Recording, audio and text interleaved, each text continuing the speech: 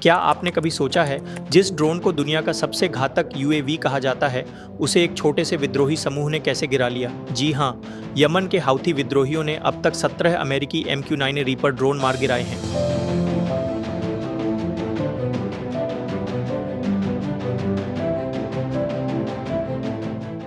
ये वही ड्रोन हैं जो भारत अमेरिका से 3.5 बिलियन डॉलर में खरीद रहा है। तो सवाल ये है, क्या ये MQ-9 ड्रोन्स भारत के लिए एक गेम चेंजर साबित होगा या गलत फैसला? चलिए करते हैं एक strategic analysis. Technology, operational role और ग्राउंड रियलिटी के साथ वीडियो अंत तक जरूर देखें। सबसे पहले समझते हैं कि MQ-9 रीपर ड्रोन आखिर है क्या। MQ-9 रीपर एक high endurance, medium altitude, long range drone है जिसे अमेरिका की जनरल एटॉमिक्स कंपनी ने बनाया है। इसे ISR यानी इंटेलिजेंस, सर्वेलेंस और रिकॉनेसेंस के लिए डिजाइन किया गया है। इसे प्रेडेटर ड्रोन भी कहा जाता है। यह 3,850 पाउंड तक पेलोड ले जाने में सक्षम है, जिसमें 3,000 पाउंड तक के एक्सटर्नल वेपन्स और सेंसर शामिल हैं। ये एक बार में 16 हेलफायर मिसाइलें ले जा सकता है, जो कि एक अपाचे हेलीकॉप्टर की पेलोड क्षमता के बराबर है। इसकी एंड्योरेंस क्षमता अधिक है, यह 27 घंटे तक उड़ सकता है। MQ-9 रीपर की अधिकतम गति 240 नॉट्स है, जिससे यह बड़े इलाके को कवर कर सकता है। यह ड्रोन 50,000 फीट की ऊंचाई तक ऑपरेट कर सकता है। भारत को MQ-9 रीपर ड्रोन की आवश्यकता क्यों है? भारत को अपनी जटिल भौगोलिक स्थिति की वजह से कई तरह की सुरक्षा चुनौतियों का सामना करना पड़ता है। भारत की कुल अंतर्राष्ट्रीय सीमा लगभग 15,106 किलोमीटर है, जिसमें चीन के साथ 3,488 किलोमीटर और पाकिस्तान के साथ 3,323 किलोमीटर की संवेदनशील सीमाएं शामिल हैं। इसके अलावा बांग्लादेश, म्यांमार, नेपाल और भूटान जैसे देशों से लगी सीमाएं भी कई बार सुरक्षा और घुसपैठ की घटनाओं का केंद्र बनती हैं।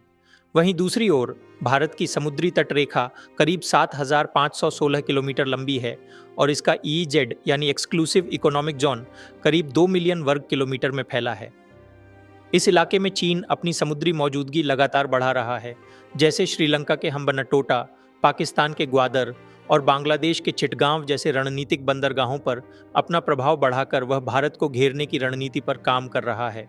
भारत पहले से ही सर्चर, हेरॉन और रस्टम जैसे UAV का इस्तेमाल कर रहा है, जिनकी पेलोड, एंड्योरेंस और ऑपरेशनल कैपेबिलिटीज सीमित हैं। इनकी तुलना में MQ-9 रीपर ज्यादा पावरफुल और इफेक्टिव है। MQ-9 रीपर की सबसे बड़ी ताकत इसकी एंड्योरेंस है। यह ड्रोन 27 घंटे तक उड़ान भर सकता है और ये समंदर के ऊपर पनडुब्बी, जहाज या किसी भी संदिग्ध गतिविधि को ट्रैक करने में सक्षम है। इसकी 50,000 फीट की ऑपरेशनल एल्टीट्यूड और 3,850 पाउंड तक के पेलोड की क्षमता इसे एक घातक और बहुउपयोगी हथियार बनाती है। इस ड्रोन का उपयोग अमेरिका के अलावा ब्रिटेन, इटली, फ्रांस, स्पेन और ऑस्ट्रेलिया भी कर रहे हैं। वर्तमान में भारतीय नौसेना भी 2 MQ-9 ड्रोन का उपयोग कर रही है, जिन्हें अमेरिका से लीज पर लिया गया है। ये ड्रोन भारतीय नौसेना द्वारा इंडियन ओशन रीजन में सर्विलांस और इंटेलिजेंस के लिए उपयोग किए जा रहे हैं। ये ड्रोन न केवल घुसपैठ और आतंकवाद विरोधी ऑपरेशनों में कारगर है, बल्कि इंडियन ओशन रीजन में चीन की बढ़ती मौजूदगी पर नजर रखने और उसे कंटेन करने में भी बेहद प्रभावी है। MQ-9 रीपर ड्रोन ने अफगानिस्तान और इराक में आतंकवाद विरोधी अभियानों में अहम भूमिका निभाई है, जहां इसका उपयोग जमीन पर मौजूद सैनिकों को समर्थन देने, निगरानी करने और दुश्मन ठिकानों पर सटीक हमले करने में किया गया। सीरिया में इसका इस्तेमाल ISIS और अन्य आतंकी संगठनों के खिलाफ ऑपरेशंस में निगरानी और समर्थन के लिए किया गया। यमन में भी MQ-9 रीपर को आतंकवाद विरोधी अभियानों के लिए तैनात किया गया, जहां इसने ISR, सटीक हमले और टारगेट डेवलपमेंट में योगदान दिया। भारत ने 3.5 बिलियन डॉलर में 31 MQ-9BC गार्डियन ड्रोन की डील अमेरिका से की है। इन 31 ड्रोन में से 15 नौसेना के लिए, 8 वायुसेना के लिए और 8 थल सेना के लिए होंगे। भारत इन ड्रोन का इस्तेमाल हिंद महासागर में निगरानी के लिए, पाकिस्तान और चीन सीमा पर मूवमेंट ट्रैकिंग के लिए और आतंकवाद विरोधी अभियानों में करेगा। भारत का इस्तेमाल मुख्य रूप से लो थ्रेट जोन्स में होगा, न कि दुश्मन के हार्टलैंड में, जैसा कि अमेरिका करता है। यानी भारत के लिए यह खतरा उतना बड़ा नहीं है जितना मिडिल ईस्ट में अमेरिका के लिए है। अब सवाल आता है, इतनी तकनीकी रूप से एडवांस ड्रोन को हाउती जैसे विद्रोही कैसे गिरा पा रहे हैं? दरअसल हाउती विद्रोहियों को ईरान का सपोर्ट है। ईरान ने उन्हें advance surface to air missiles, electronic warfare systems और रेडार टेक मुहैया कराई है। साथ ही अमेरिका के MQ-9 ड्रोन अक्सर दुश्मन के इलाके में गहराई तक जाते हैं बिना एयर कवर के। यही वजह है कि वो सैम्स और जामिंग के शिकार हो जाते हैं। यानी हाउती का हमला तो सफल रहा, लेकिन वो एक बहुत ही स्पेसिफिक हाई रिस्क ऑपरेशन का नतीजा था। अगर बात करें फायदों की, तो MQ-9 ड्रोन एक बहुत ही ताकतवर निगरानी ड्रोन है जो भारत की सीमाओं और समुद्री इलाकों की निगरानी में काफ़ी मदद कर सकता है। इसकी सबसे बड़ी खासियत ये है कि ये बहुत लंबी दूरी तक लगातार उड़ सकता है और दुश्मन की हलचल पर नज़र रख सकता है। ये ड्रोन क्वाड और NATO जैसे हमारे साझेदार देशों के साथ मिलकर काम करने में भी सक्षम है। इसमें लेटेस्ट सेंसर और कम्युनिकेशन सिस्टम लगे हुए हैं, जिससे इसे ऑपरेट करना आसान और असरदार बन जाता है। लेकिन इसके कुछ नुकसान भी हैं। सबसे बड़ा नुकसान ये है कि ये बहुत महंगा है।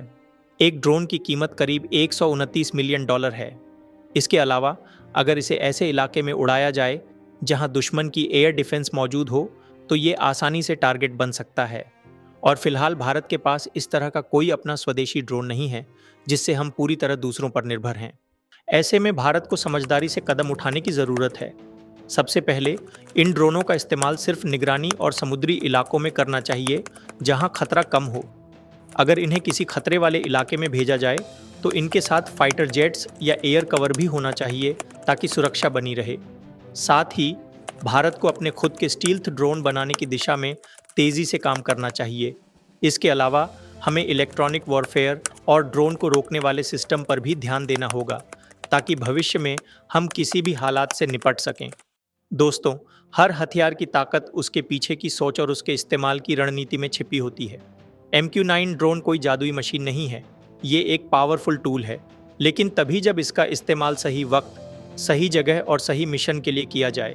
लेकिन भारत की ज़रूरतें अलग हैं, हमारी चुनौतियां अलग हैं, और MQ-9 जैसे प्लेटफॉर्म अगर रणनीतिक तरीके से इस्तेमाल किए जाएं, तो ये हमारी इंटेलिजेंस और सर्वेलेंस कैपेबिलिटीज़ को कई गुना बढ़ा सकते हैं। क्या आपको लगता है कि भारत को आयात पर निर्भर रहने के बजाय स्वदेशी ड्रोन तकनीक में ज़्यादा निवेश करना चाहिए? अपने विचार साझा करें। अगर आप डिफेंस एंड जियोपॉलिटिक्स में दिलचस्पी रखते हैं, तो सब्सक्राइब करें डिफेंस ब्रीफ को, जहां हम लाते हैं मजबूत विश्लेषण, सटीक आंकड़े और निष्पक्ष राय। जय हिंद।